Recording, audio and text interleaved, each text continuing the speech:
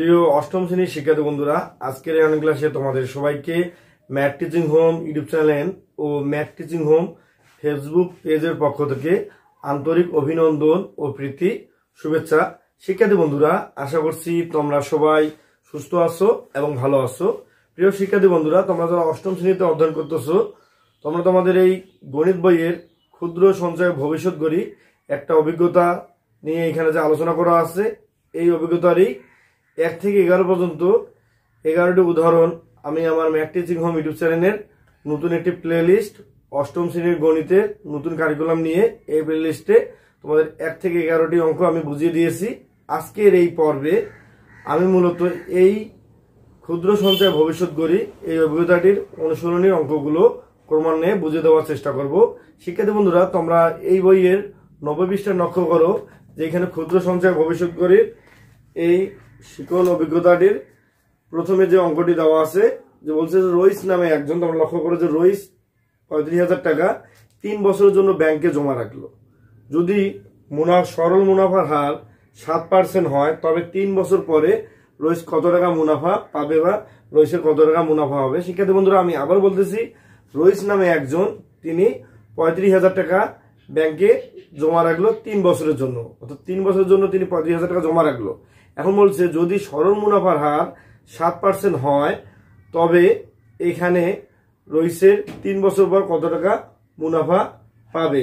শিক্ষার্থী বন্ধুরা, আবার লক্ষ্য করি যে আমরা মূলত এখানে এই অঙ্কটি করার জন্য যেহেতু দুইটি নিয়ম আছে, একটা ঐকিক নিয়ম এবং একটা হচ্ছে সরল মুনাফার ক্ষেত্রে সূত্রের নিয়মটা। তো আমরা আগে ঐকিক নিয়মে অঙ্কটা দেখি।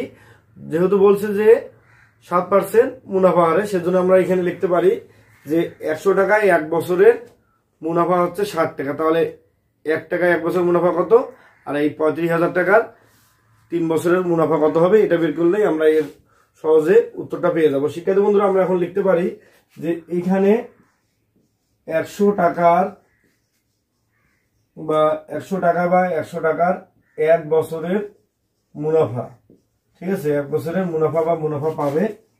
এখানে মুনাফা হচ্ছে 60 টাকা। যেহেতু মুনাফার হার বলছে 7%, অর্থাৎ 100 টাকায় 60 টাকা মুনাফা পাবে, এইভাবে হিসাব হবে। এখন আমরা অতএব লিখতে পারি যে 1 টাকার 1 বছরের মুনাফা কমবে না বাড়বে? সেক্ষেত্রে কিন্তু অবশ্যই কমবে, কারণ 100 টাকার মুনাফা হয়েছে 60 টাকা, তাহলে 1 টাকা অনেক কমে যাবে, সেজন্য এটা হবে 7/100। এখন বলছে যে 35,000 টাকা 3 বছরের মুনাফা কত, 35,000 টাকা, সেজন্য আমরা লিখবো অতএব 35,000 টাকার, এখানে 35,000 টাকা 3 বছরের মুনাফা হবে। শিক্ষার্থী বন্ধুরা, লক্ষ্য করি যেহেতু 100 টাকা 1 বছর মুনাফা 60 টাকা, তারপরে 1 টাকায় 1 বছর মুনাফা কমে গেছে, অর্থাৎ 1 টাকার হিসাব হলো। এখন যদি আমরা 35,000 টাকার 1 বছরের মুনাফা বের করি, তাহলে এইটার সাথে 35,000 টাকা গুণ হবে। কিন্তু আমরা 35,000 টাকার 3 বছর মুনাফা বের করবো, তাহলে এইটা এর সাথে গুণ হবে, ঠিক আছে। আর যদি আমরা আরেকটা লাইন বেশি নিয়ে লিখতে পারতাম যে 35,000 টাকার 1 বছরের মুনাফা এটার সাথে 35,000 গুণ, যেহেতু 1 টাকার 1 বছর মুনাফা এটা, তাহলে 35,000 এর সাথে 35,000 গুণ হবে। তারপর 3 বছরের অর্থাৎ 3 গুণ হবে। যেহেতু আমরা 35,000 টাকা 3 বছরের মুনাফা বের করবো, সেজন্য আমরা লিখবো এখানে যে 35,000 গুণন 3 গুণন হচ্ছে 7/100। শিক্ষার্থী বন্ধুরা, এই যে এখানে 35,003 আর এটা গুণ হয়ে এখানে বসলো। এখন এখানে যেগুলো গুণ করে পাবো সেটা হচ্ছে আসলে মুনাফা। তো লক্ষ্য করি এইখানে নিচে আছে 100 এই দুইটা শূন্য, আর 35,000 এই দুইটা শূন্য কাটা, তাহলে এখানে থাকলো 350, আর এখানে 3, আর এখানে হচ্ছে 7, অর্থাৎ 3 × 7 = 21, আর 350 আমরা যদি ক্যালকুলেটরে শিক্ষার্থী বন্ধুরা হিসাব করি, এই যে 350 গুণন 21, অর্থাৎ হচ্ছে এইখানে 7,350 টাকা, অর্থাৎ আমরা লিখবো 7,350 টাকা, ঠিক আছে।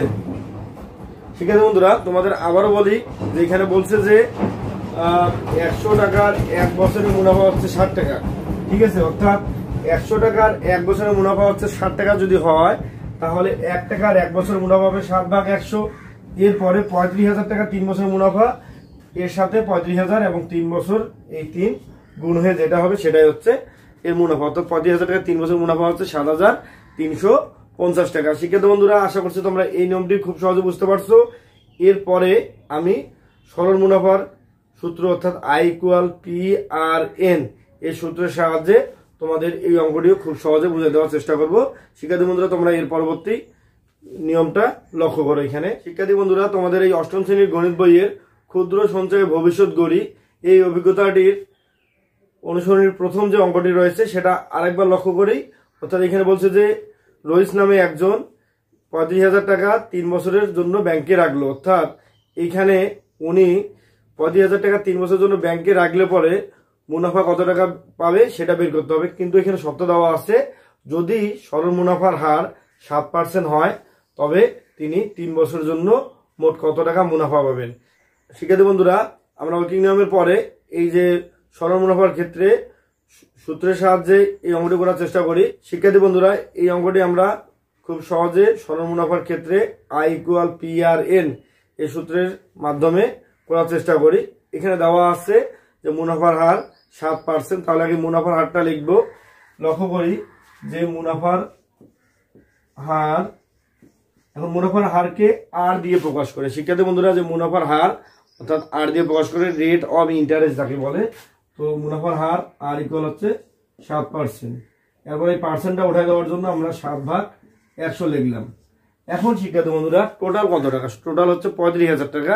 তাহলে এই 35,000 টাকা হচ্ছে মূলধন বা আসল। সেজন্য আমরা লিখতে পারি এখানে যে মূলধন বা আসল পিতে যেহেতু প্রিন্সিপাল বলে P=35,000 টাকা। এরপরে বলছে সময় কত? সময় হচ্ছে n=3 বছর।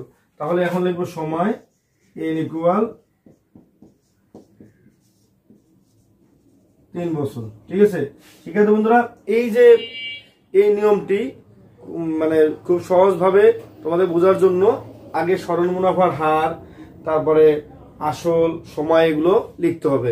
এখন যেহেতু আমাদের মুনাফাটা বের করতে হবে, আমরা সরল মুনাফার ক্ষেত্রে যেটা জানি সেটা এখন আমরা লিখবো। আমরা এখানে লিখতে পারি যে আমরা জানি সরল মুনাফার ক্ষেত্রে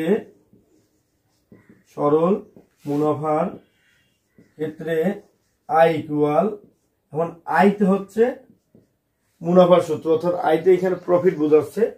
ঠিক আছে, আইতে ইন্টারেস্ট বা প্রফিট। তো এখানে মুনাফা I= হচ্ছে PRN। তো এখন এই যে P বলতে আসল হচ্ছে 35,000 টাকা, আর বলতে হচ্ছে এই যে মুনাফার হার 7%, অর্থাৎ 7/100। এই জন্য আমরা লিখবো 7/100। আর N বলতে এখানে হচ্ছে 3 বছর।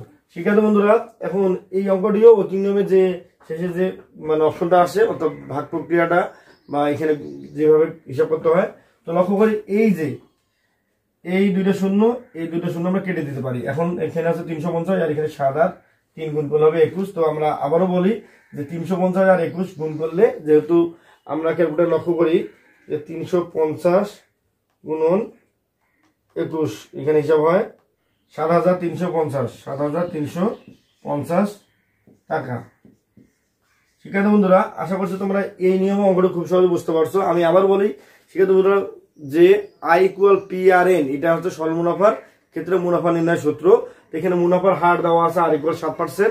এটাকে আমরা আগে পার্সেন্টে উঠাই দেওয়ার জন্য 100 দিয়ে ভাগ দিলাম। এরপরে আসল P= দেওয়া আছে 35,000 টাকা এবং সময় n= দেওয়া আছে 3 বছর। এরপরে আমরা এখানে লিখলাম যে আমরা জানি সরল মুনাফার ক্ষেত্রে I=PRN, পিতে হচ্ছে যে আসল অর্থাৎ হচ্ছে 35,000, আর হচ্ছে 7/100, আর এনতে হচ্ছে সময় 3 বছর। এবারে এই দুটো শূন্য কাটা, অর্থাৎ 350 আর এই 7 আর 3 গুণ করলে হবে 7,350 টাকা। তো শিক্ষার্থী বন্ধুরা, আশা করছি এই মানে সরল মুনাফার ক্ষেত্রে I=PRN এই নিয়মটা তোমরা খুব সহজে বুঝতে পারছো। তো শিক্ষার্থী বন্ধুরা, আজকের ক্লাসটি এই পর্যন্তই। দেখা হচ্ছে তোমাদের সাথে আগামী ক্লাসে। ততক্ষণ পর্যন্ত তোমরা ভালো থাকো, সুস্থ থাকো।